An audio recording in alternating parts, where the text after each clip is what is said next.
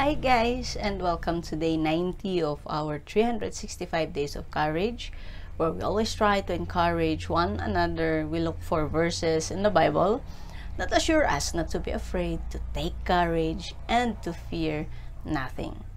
Our verse for today, which also happens to be our responsorial psalm this day, is taken from the book of Psalms, chapter 78, verse 53. At anong sabi doon? He guided them safely, so they were unafraid. But the sea engulfed their enemies. Alright. He guided them safely. And we all know na kapag alam mo kung sino nag-guide sa'yo, you would not be afraid. You try to toss a baby in the air. Tingnan mo, hindi yan iiyak. Bagkus matatawa pa yan. Because he knows that after you toss him up, you're going to catch him just the same. Diba? Oh, you try to lock your dog inside a room. Of course, you will try to open the door. But then, you will not hear the dog cry because he knows any minute now, you're going to open the door and let him in. Ibig sabihin, kung kilala mo kung sino yung nag-guide sa'yo, hindi ka matatakot. Pero kung hindi ka familiar sa tao na naatasang mag-guide sa'yo, of course, nandun yung agam-agam mo dun, di ba? Nandun yung sigurado ba ako sa taong ito? Di ba? Usually, it happens when itong mga athletes, while they're still young, elementary, high school, if they're going to join a competition, sports competition, or even mga academic competitions outside the school, usually sinasamahan yan ng teacher. Now, subukan mong pasamahan yan ng hindi nila kilala. Hindi isang teacher. Or somebody who they're not familiar with. Makikita mo, mahihirapang mag-perform yung bata. Why? Because he's not sure dun sa kasama niya. He's not at ease. Hindi siya mapakali dun sa kasama niya. But if you get his mentor, and ipasama mo sa kanya sa event na yan, and every now and then, habang nagko-compete yung bata, tumitingin siya sa mentor niya, and the mentor is cheering him or her on, you will see great improvement in how the child performs. Why? Because he knows na yung nag-guide sa kanya, he can trust that person. And therefore, if he trusts that person, he will not be afraid. He will not be afraid. Of course, nandun pa rin yung nervousness. But then, with the mentor, with the teacher, cheering him on, go lang, kaya mo yan, cheering him on, that the nervousness will eventually fade away. Now, what is the story behind our courage verse for today? Since this is a psalm, then it is a song. It is a song narrating how good God was to the Israelites. And indeed, if we are going to read the Old Testament, especially the time when the Israelites left Egypt, while they were in the wilderness, while they're about to possess the promised land, ang daming kwento na kung saan God had always guided these Israelites to safety. Na kung saan, bakit kaya magagawa pa rin ng mga Israelites to rebel against God despite His never-ending support for them?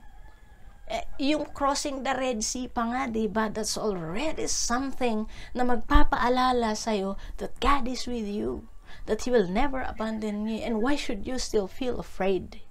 That's also a question that I don't understand, but of course, wala tayo nung kapanahonan ng mga Israelites na yan, and we don't know the exact situation. And maybe, kung tayo naman ang nandun, we could have done the same as they have done. But then, sa ngayon, may mga knowledge na tayo, may mga aral na tayo.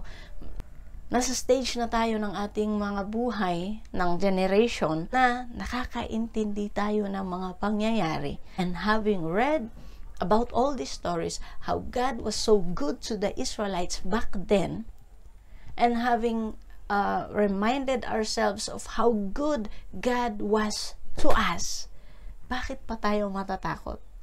But then every now and then we need to be reminded. That is why we're going to do this for 365 days to remind each and every one of us not to be afraid, to fear nothing, to not worry, to take courage, and remember God's goodness in our lives. Just like when we read the Bible, there are countless of times wherein God has been good to the Israelites, guiding them, protecting them, providing for their needs.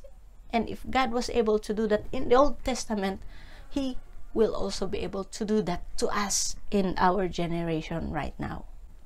So guys, every time that you feel afraid, think of those times when you were also afraid and how God has helped you through it. Use that situation, use that experience to comfort you.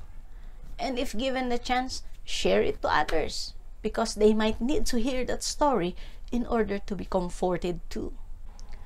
The same is true if you meet a lot of trials and you are now overwhelmed, yung bigat na bigat ka na, nabibigatan ka na masyado sa mga dinadala mo, sa mga kinakaharap mong problema. Think of how the Israelites were able to pass through dry land in the middle of the Red Sea. And right after they have crossed, the sea went back to its original state, drowning all the enemies of the Israelites. Meaning, you will also be able to pass through dry land unharmed, safely crossing that particular state of trouble or trial. And right after na makapag-cross ka, makikita mo na lang yung mga challenges na yan, yung mga trials na yan, they will also crumble down, defeated. And so guys, it just needs for you to take courage. Hindi mo malalaman kung gaano kakalakas kung hindi mo susubukang magpakatatag. Hindi mo malalaman na matapang ka pala kung hindi mo rin susubukan. And so guys, do not pray na hindi ka bibigyan ng mga pagsubok. Pray na bibigyan ka ng Panginoon ng strength and courage to overcome all those trials, so that you too, with God's guidance, will be able to pass through dry land safely. With God as your guide and guard, you will be secured. You will not be afraid. And after na nakapag-cross ka na dyan sa state ng problema na yan, you look back and recall how God has guided you.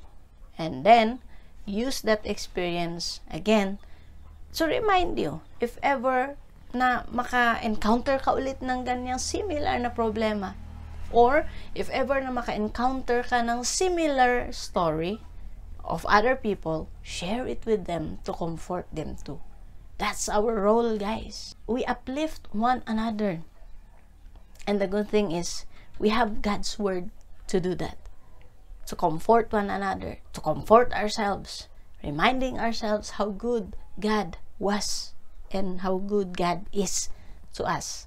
In order na, yung mga mabibigat na problema na yan, mapapagaan. Okay, guys? So guys, thank you for watching, and I hope to see you tomorrow for day 91 of our 365 days of courage. Bye guys. Take care, guys. We're entering another state of lockdown because of the Delta variant is already with us, and Lambda variant is threatening to enter. And so guys, ingat kayo. Nasan man kayo. Stay home, stay safe, pray. Alright guys? And trust in God. Okay? Bye guys.